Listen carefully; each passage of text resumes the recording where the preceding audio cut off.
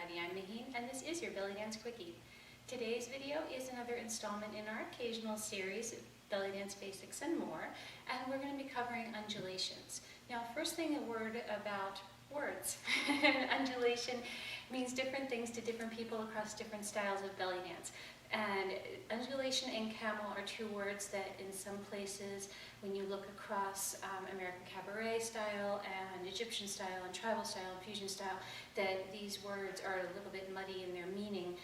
Some use one word and some use another to refer to the same movement. So I'm just going to give you my use of the word undulation with the movement I use it with. This is not a right or wrong, it's just the terminology that I choose to use when I teach classes and workshops. So if your teacher uses a different word, then just think in your head the other word. Okay, so an undulation is, to me, a full body undulation. So we're going to be leading from the top of our body and the movement's going to come all the way down through our torso.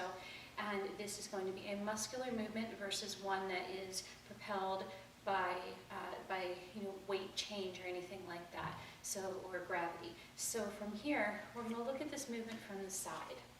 So if you look from the side and you start in basic posture, feet parallel underneath the hip joint, knees in a nice soft position, pelvis in a neutral position, ribs lifted up and out of the hips, and we'll just have our arms out to the side for now.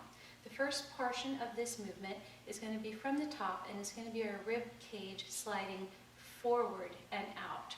So rib cage sliding forward.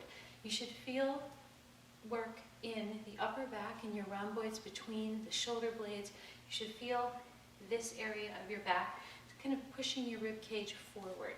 So ribs come forward. They're going to tilt up here. So again, more work from the upper back. Ribs come up. Knees have to have a bend in them still. And from here, we're going to take our rib cage and kind of close it down. So if you find this place here, you find this arc of your ribs right here below your sternum. Right here, you can feel this open and close, and you can feel the muscles that you use right in here that help to do that. This is what we're going to be using at this point. So ribs go forward, ribs tilt up and back. I like to think of this as kind of like putting your face towards the sun or your chest towards the sun. And then from here, these muscles right here need to close these ribs down, so the ribs are going to come down. And then we're going to start to roll down through the line of the spine, worked by the rectus abdominis muscles right here, and the erector spinae muscles down the back, cooperating to move this rippling action down.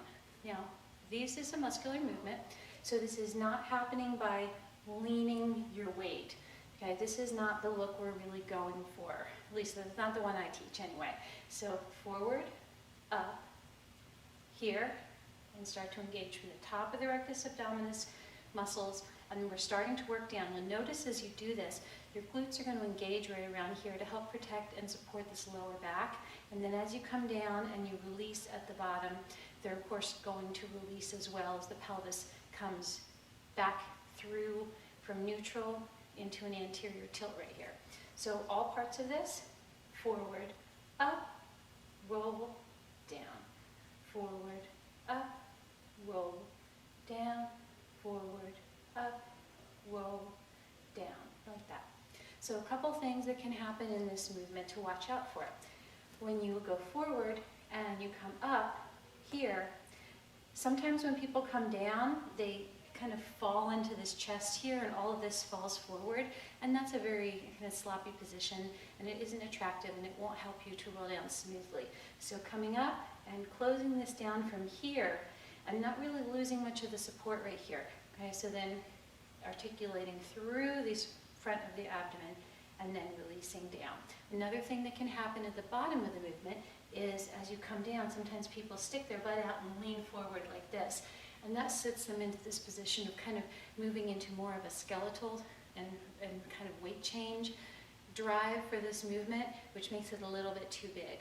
It works when you're down on the floor on your knees, but when you're up, standing up and you're looking for that nice muscular movement, that's not going to be your friend.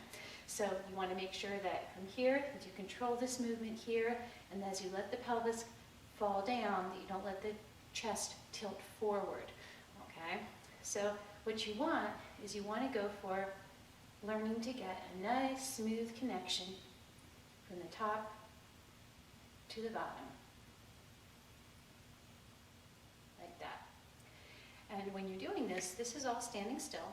And of course you can also do this traveling backwards. If you want to do this and step backwards with your movement, when you lift the chest, put one foot back, and then as you come down, you're going to roll down into the foot.